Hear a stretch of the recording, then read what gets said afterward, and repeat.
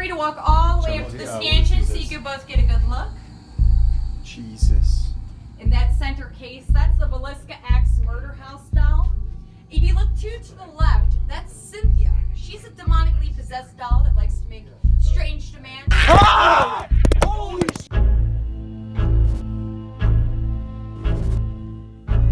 So we're in Las Vegas filming a couple videos for BuzzFeed, and someone recommended that we all go to the most haunted museum in the world. A day Chris and Spencer thought this was a great idea. I thought it was terrible. I didn't want to go. I normally like that stuff. I love true crime. I've written 100 BuzzFeed articles about true crime and serial killers and murderers. I don't get scared. I'm the person who loves scaring people. I'm what some would call a skeptic, but I mean, I'm open to experiencing anything. I don't want the rest of the crew to know if I'm ever frightened, so I'm just gonna put on my game face the entire time. Personally, I've never had like a real ghost experience. I've never seen anything really, but to any ghosts watching, I welcome the haunting. The very first thing they have us do is sign a waiver. I have never had to do this before, but signing a waiver before you go into a freaking museum just seems a little bit excessive to me. Basically said they're not responsible for us fainting, getting bloody noses, dying. So I have no idea what to expect. I'm signing my life away before entering a random house. All right, we're inside. Let's see what this place is all about.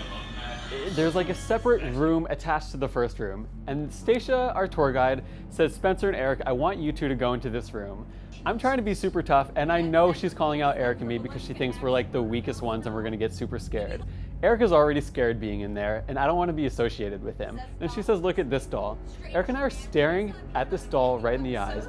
Ah! And it fucking pops out at us. It just starts like making those noises. And I'm so embarrassed to say that it freaked me out. And I don't know if it was because the doll came to life or it was because Eric was so scared and it was just like a chain reaction thing. And I'm like, okay, this is it? Now it feels like it's more of a haunted house and people are just gonna be jumping out and scaring you. So I didn't know if this was more of a haunted house and there was nothing real in there, or if this was an actual haunted house. Like there's actual ghosts and demons in there that can possess you. So while Spencer and Eric get scared by this little person disguised as a doll, Ade and I are just standing in this room and the camera just kind of pans up and I look almost dead-eyed, like there's not really anything going on, like nothing's firing in my brain. I don't really recall what I was doing in that moment, but I did feel stuck. Not like I can't move, but I don't want to move, like something was holding me there. While we were in that room, Stacia was explaining that this glass case has this really like gravitational pull to it, and anyone in that area will get stuck in that area. It kind of set the tone for the rest of the tour that, oh, is all of this real? So I'm following everybody into this next room, and then we see this huge mirror. This is Bela Lugosi's haunted mirror.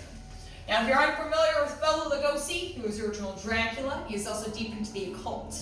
Now, after his death, a man named Frank moved into his home, and he was brutally murdered right in front of this mirror. That murder remains unsolved. The only witness to the crime was the mirror itself. Now, this was inherited to Frank's niece. Her and her family suffered negative effects, such as never feeling like they were alone, as well as having a dark figure reach out of this mirror and attack them, specifically around the neck. Now, this is an extremely dangerous exhibit, so it is one of our optional ones. Is there anybody who does not wish to look in this mirror? Could you raise your hand now? She claims that she looked in it only one time in her life and she will never look in it again. That's how much it messed her up. The reflection of the room disappeared. My reflection disappeared. It just went to darkness, like I was looking into a well. I've watched multiple guests pass out in front of this mirror, get nauseous, throw up, scratches appear on their faces in front of this mirror. We don't tell you that it's optional to try to hype you up. Sure. We're trying to warn you. I said no right away. I'm not gonna do it. She gave us the option to back out and I signed a waiver. I'm not gonna stare in a mirror. I don't know what this mirror is capable of. So if you do wish to look in the mirror, I'm gonna ask you to line up single file. First person right I'll here. do it, I just don't want to go first. I'll go first, okay. I was hoping to be possessed. I was hoping that I had like a giant story to tell afterwards. I think we're all looking for validation that like, I want this to be real. I want to feel something. But then when it comes to the moment where, okay, are you ready for it to maybe happen to you? Absolutely, that's scary. Okay. I was kind of scared, but I feel okay now. Nothing is happening. I see the room, I see myself. Okay, I'm all set. Unfortunately, like nothing happened. I was just looking in the mirror and I saw my reflection. So I'm not a vampire. Okay, I'm looking in the mirror. I'm looking at everything behind me. Do you want to try it with me just turning the camera off, like the light off? No. No? Okay.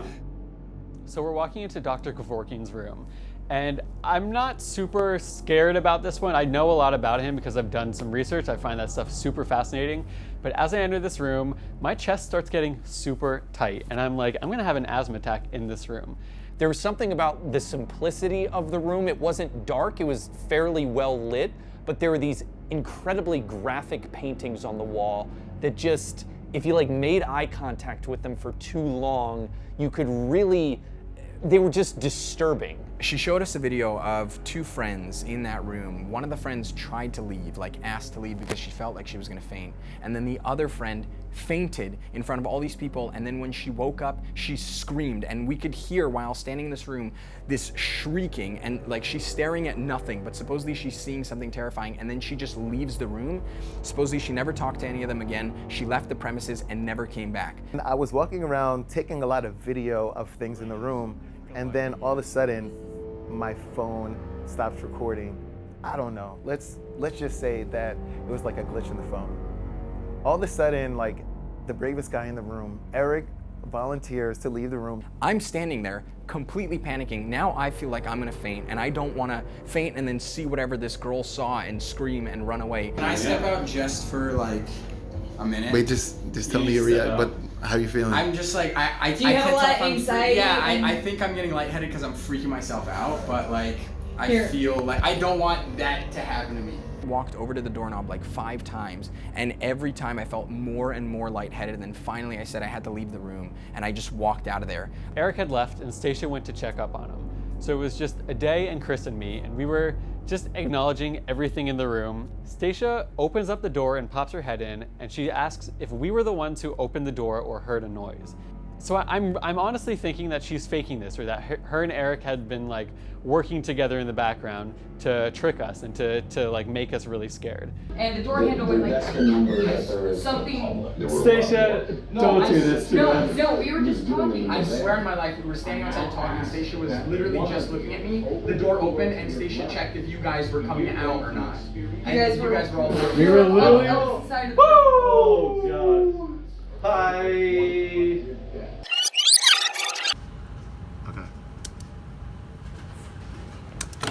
Okay, we're editing right now, and we keep replaying these like 5 frames. Look at this, and there's just an orb. This is basically when the door opened, and Ade and Chris and Spencer didn't believe me. They think that we opened the door, but we didn't. And as we come in, we see an orb on screen, and at first we thought it was dust, but no other shots have like dust particles, and this doesn't really look like dust either. It's like a circular floating. Like, that's a big, if that was dust, look at that. That would be a huge piece of dust, which doesn't really make sense. So I genuinely think we captured some sort of weird energy on camera. Day, what do you think?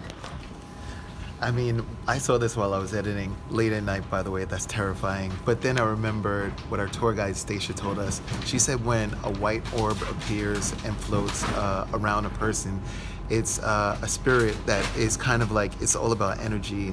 And I guess you feel exhausted or you feel weak once the white orb appears. And I remember you saying you felt lightheaded after leaving the room. Not even after leaving the room. The entire time in that room, I thought I was gonna faint. Like 5 times, I walked over to try and get out of the room because I thought I was gonna faint. Mm-hmm. And now, there's freaking orbs flying on camera, 2 of them together, and then they just disappear. It's not like the dust leaves frame, it just evaporates. And we didn't see it in any other point in this video. There's no other shots. It's very odd. We're all in Ed Gein's room, and everyone mentioned this cauldron in the middle of the room that he cooked other people in. You got Leatherface, Norman Bates from Psycho, and then my personal favorite, Buffalo Bill, Silence of the Lambs. These were all based off of a real man. His name was Ed Gein.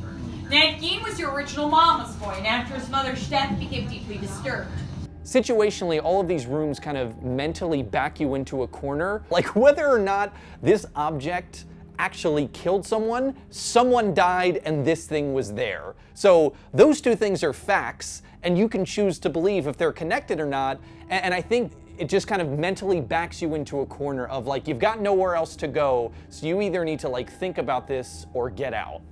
So Stacia says in this next room there's a Dybbuk box, which the Jews believe contains evil spirits. If you're unfamiliar with what a Dybbuk is, as a Jewish spirit that has the ability No, to I'm Jewish. I'm Jewish too. No. It is believed it has the power to possess a living person in our world to follow their unfinished business. Now, a man acquired this box after a Holocaust survivor trapped a Dybbuk inside of there. Now, he had some strange things happening in his home. He started smelling things like cat urine and having these dreams of an old hag attacking him. He didn't really associate with the box, so he gave it as a birthday gift to his mother. Upon opening it, she immediately suffered a stroke. And they sold it on eBay, and one of the Nixoners, a skeptic named Jason Hackstick, purchased the box. Now, upon touching the box, his eyes began to bleed.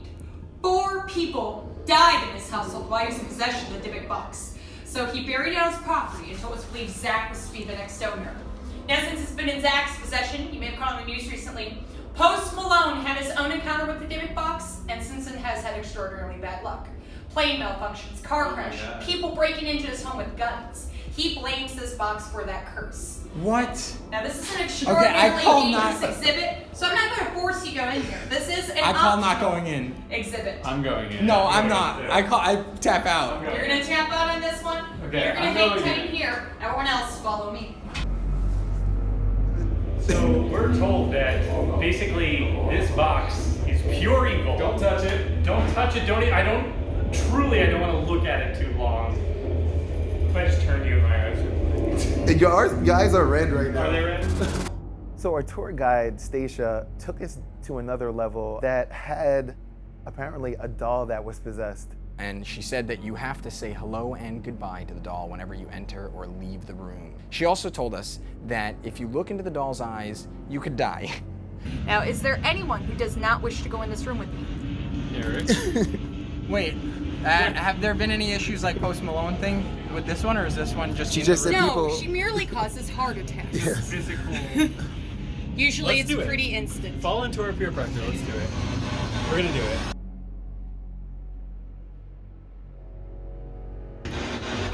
Hi, Peggy. Hello, Peggy. Hello, Peggy! How's your heart doing? It's pounding. It'll be okay. You guys like to ask Peggy anything? I don't have a single question to ask a doll. What am I gonna ask a doll? My mind is in a million places. I can't even think of a question to ask her Did right you guys now. hear her just now? What happened? She yelled, "Get out." Okay. Goodbye, Peggy. Peggy. So we left. We left the room immediately.